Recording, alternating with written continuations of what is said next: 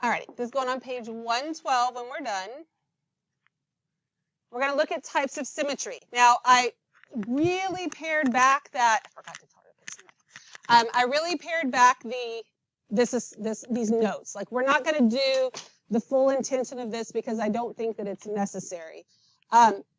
Moving forward in your math, polar is going to come up in Cal 2, which means that if you were taking AB next year, you won't see it in calculus next year. You won't see it until you take Cal 2. If you're taking BC next year, you will be doing polar about this time of year, I think. Maybe they've already done it somewhere around there. I don't know. But you will have seen it. So for some of you, you'll see it next year. For some of you, it might be a couple years. For some of you, you may never see it again, depending on what you want to be when you grow up. So, you know, it is what it is. You at least know that it exists and you've seen it.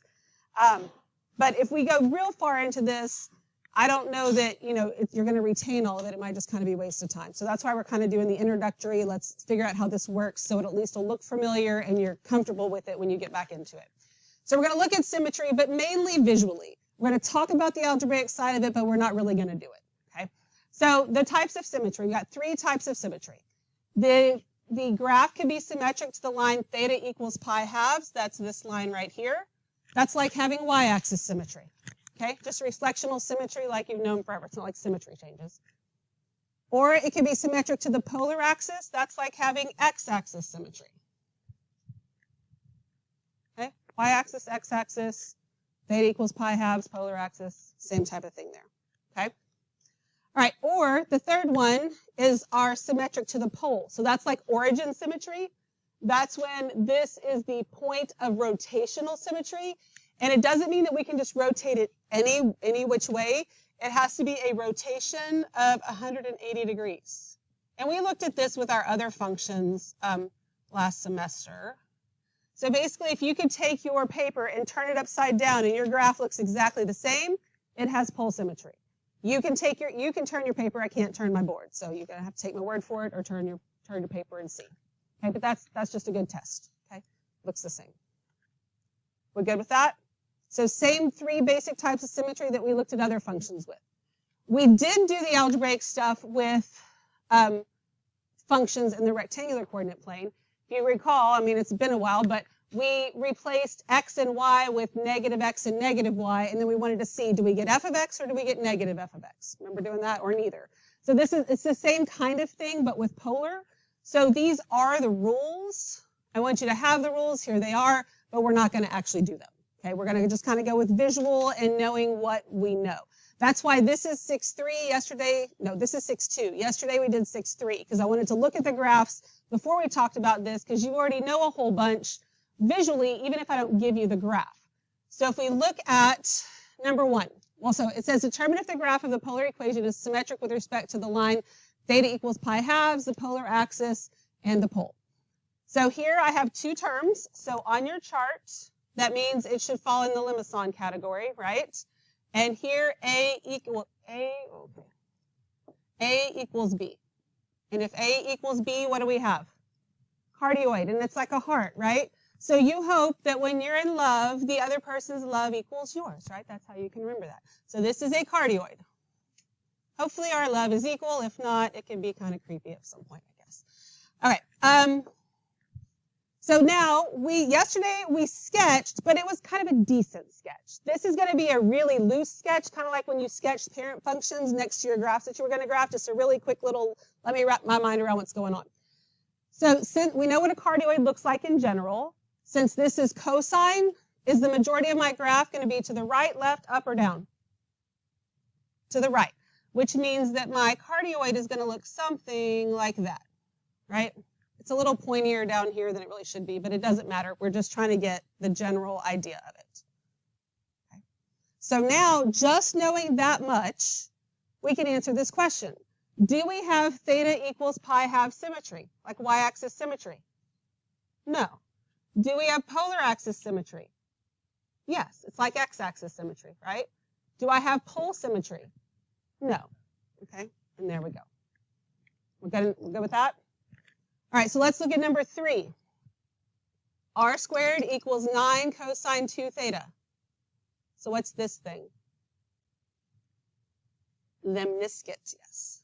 lemniscate. Okay, so that's the one that looks like a bow tie, right? And this is cosine. And so if it's cosine, then I start on the x-axis. It will look like this, something like that, but more even on each side. But again, we're just sketching it to wrap our minds around and have a visual of what's going on. So does this thing have theta equals pi have symmetry? Yes, it has like y-axis symmetry, right? Absolutely. Does it have polar axis symmetry? Yes. Does it have pole symmetry? Yes, it is possible to have all three, and this one has all three. Okay, we good with that? Questions? All right, so let's look at number 4.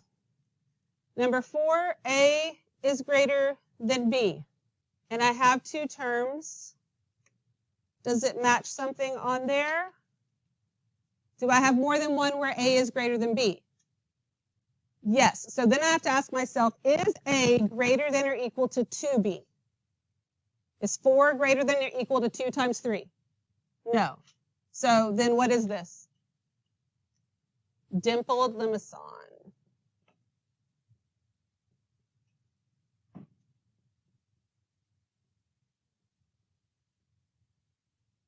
Right. Everybody good with that? So we know basically what that looks like, right? Kind of looks like a circle that somebody's indented, or it's trying to be a cardioid, but it hadn't quite made it. Is this graph going to be mostly to the left, right, up, or down? Is it up or down? Which one then?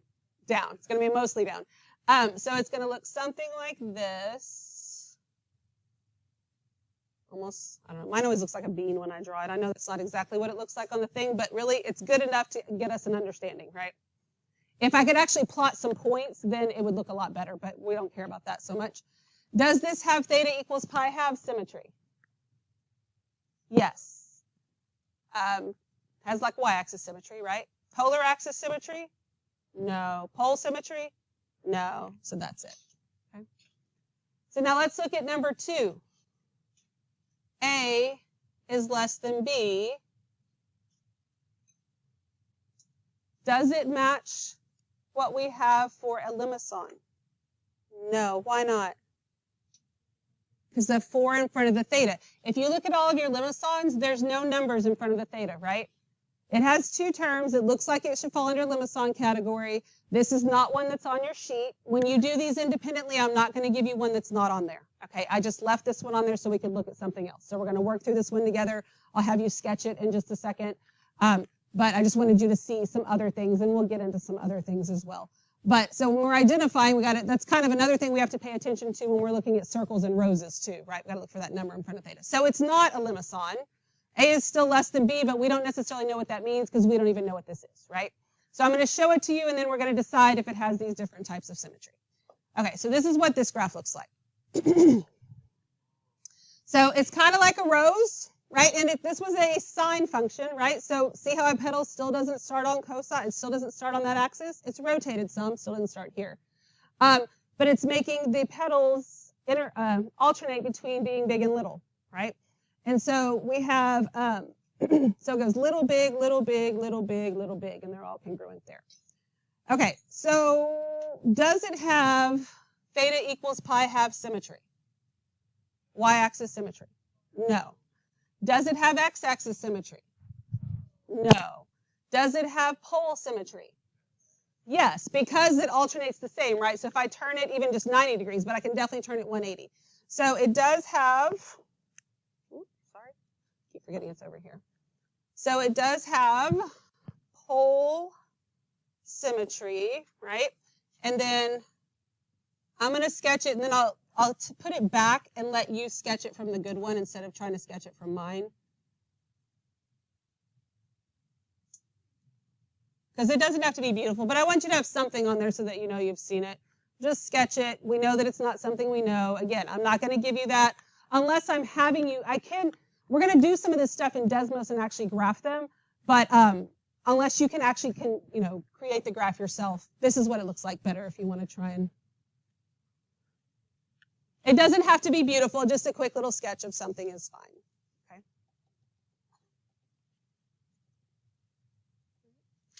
Okay, so what I'm going to give you today, this assignment, is kind of a combination of what we did yesterday and today. So yesterday we plotted points and we graphed some. The sketch is way better than what we sketched today, right? We have to have some key points.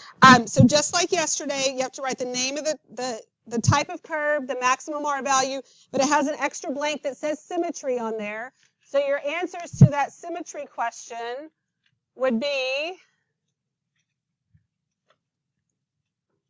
one of these three things, or all three of them, depending on what it is. Okay, but when it says type of symmetry, that's what we're going to put there. Okay, and then you're going to sketch it. The answer key is over there, like usual, so you can check yourself. And remember, you also have that delta math so that you can review yourself on completing the square.